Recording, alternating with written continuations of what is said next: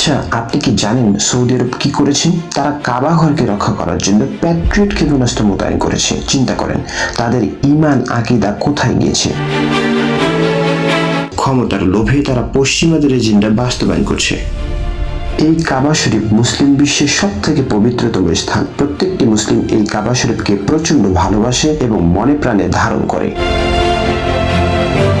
এই কাবা শরীফকে রক্ষা করার জন্য মুসলিমরা জীবন দিতেও প্রস্তুত। এই কাবায় মুসলিমরা হজ করতে যায় আল্লাহ তাআলার সন্তুষ্টির জন্য, আর সেখানে যদি কারো মৃত্যু হয় সে তো সৌভাগ্যবান।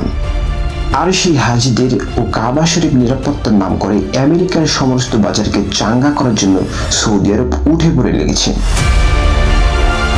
আরে ভাই, যে প্যাট্রিয়ট ক্ষেপণাস্ত্র মোতায়েন করা হয়েছে সেই প্যাট্রিয়ট ক্ষেপণাস্ত্র স্বয়ং আমেরিকার সামরিক ঘাঁটিকে নিরাপত্তা দিতে ব্যর্থ হয়েছে। পুরো ইসরায়েলকে ঘিরে রেখেছে এই প্যাট্রিয়ট ক্ষেপণাস্ত্র, অথচ হুতিদের সাধারণ ড্রোন মিসাইল কোনোভাবে প্রতিহত করতে পারেনি।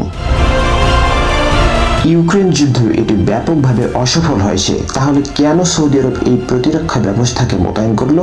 যুক্তরাষ্ট্র এই প্রতিরক্ষা ব্যবস্থাকে মোতায়েন করতে বলেছে, আর তারা যদি যুক্তরাষ্ট্রের কথা না শুনে তাহলে তাদের ক্ষমতাও থাকবে না, রাজতন্ত্রও থাকবে না। যুক্তরাষ্ট্র যা বলে তাই তারা করতে বাধ্য।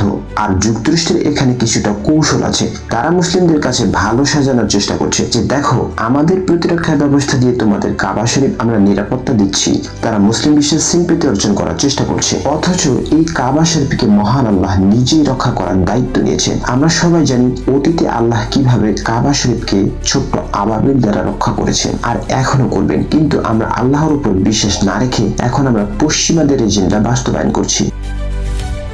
মরক্কোর দিকে তাকান, সেখানে কি হচ্ছে আপনি জানেন?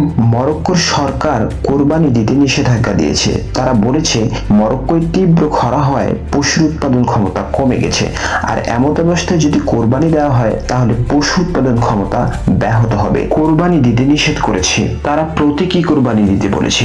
মানে এটা হচ্ছে একটি কোরবানির পশুকে নিয়ে গিয়ে কোরবানি করার মতো অভিনয় করতে হবে। চিন্তা করেন তাদের ঈমান কোথায় গিয়েছে। অথচ তারা ইসরায়েলের বারাক প্রতিরক্ষা ব্যবস্থা $500 মিলিয়ন দিয়ে ক্রয় করেছে, যে প্রতিরক্ষা ব্যবস্থা আবার খোদ ইসরায়েলের সামরিক বাহিনী রিজেক্ট করেছে। তার মানে হচ্ছে মরক্কো যে $500 মিলিয়ন দিয়েছে এটা সম্পূর্ণ ইসরায়েলের সামরিক ইন্ডাস্ট্রিজ গুলোকে শক্তিশালী করবে। অথচ এই অর্থগুলো দিয়ে সহজে বিদেশ থেকে কমপক্ষে 60 লক্ষ ছাগল ক্রয় করে তাদের জনগণকে কোরবানি করার জন্য দিতে পারত।